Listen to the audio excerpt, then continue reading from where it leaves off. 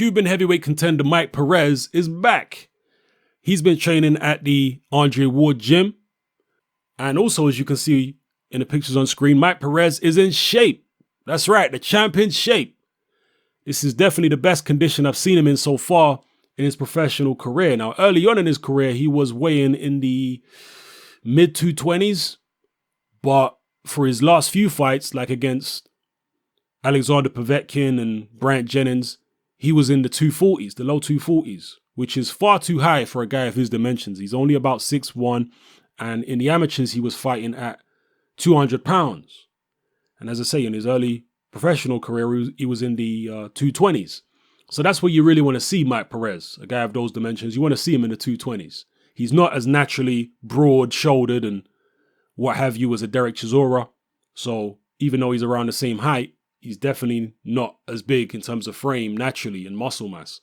So you'd want to see him in the 220s, and judging by these pictures on screen, he might be in the 220s again, maybe the low 230s. Can he do anything in the heavyweight division? Can he be a player? He's still young enough. I believe he's, what is he now, in his mid 30s? And for a heavyweight, that's not particularly old. Maybe he's in his early 30s. Can't think of his age now. But still, I think he might be 32, 33, something like that. He should be young enough to make a run at it. And now he's actually serious and dedicated. Maybe we'll see the best of him. Even when he fought Magomed Abdusalamov, which was a fight with a tragic ending, he performed well in that fight, but even then he wasn't in particularly great condition. He was still tubby and carrying a lot of excess fat around. He didn't have the mobility in that fight that he had earlier on in his career, where he could move around and use his legs and stuff like that. So, yeah, it's good to see him in shape. Some people are going to be questioning this seemingly overnight transformation in his physique. And I think that's legitimate to question it. I'm the first person to lecture people who want to scream steroids as soon as they see somebody with a ripped physique. And it's not like Mike Perez's physique is particularly ripped. I mean, he's in shape, obviously, but he's not an Adonis.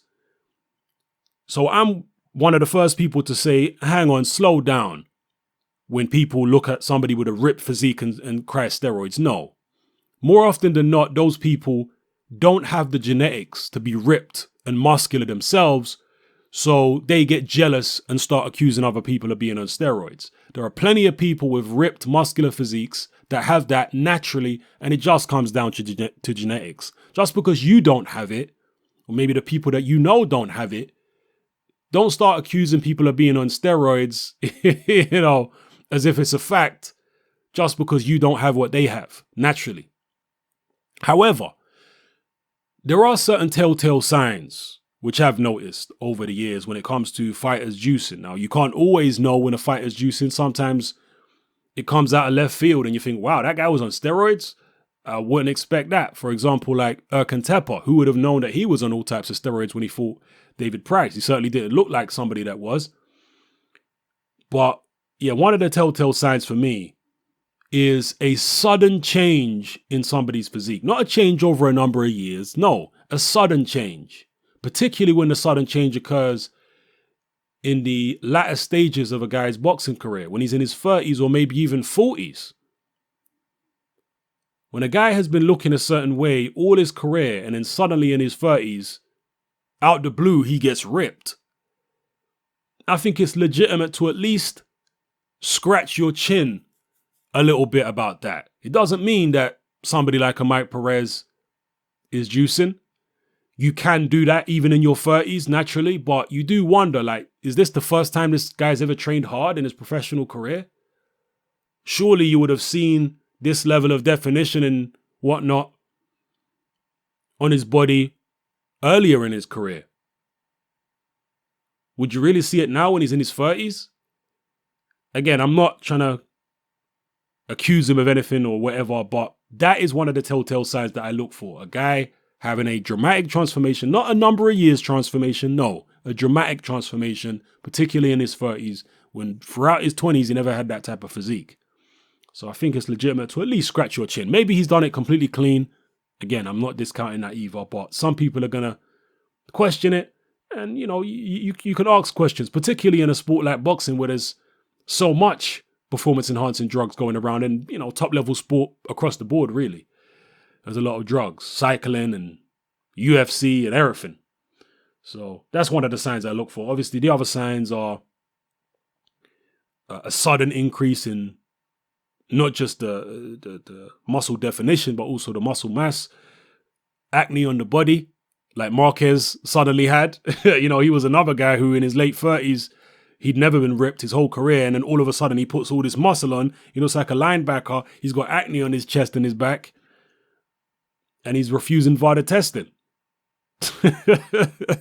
Okay. So, anyway, with all that aside, I had to touch on it. But with all that aside, hoping he's clean, assuming he's clean, what can he actually do in the heavyweight division? Do you rate his skills? Do you think he can redeem himself? Do you think he can make a decent run at it?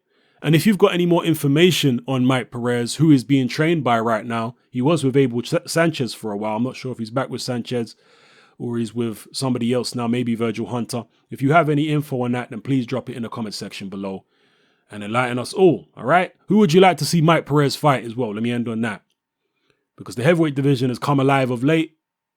There's a lot of talent around. There are some good matchups being made. Who would you like to see Perez get in the ring with? He's already been in the ring with some good fighters. Carlos Takam, Bryant Jennings, Alexander Povetkin, so on and so forth. So let me know who you'd like to see him fight. All right? Let me know. It's your boy Hatman. I'm out.